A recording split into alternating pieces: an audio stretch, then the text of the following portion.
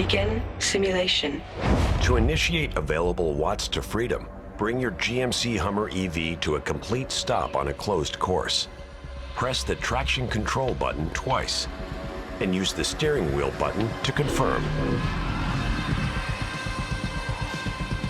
Straighten your steering wheel. While pressing the brake pedal to the floor with your left foot, press the accelerator to the floor with your right. Quickly release the brake pedal and go.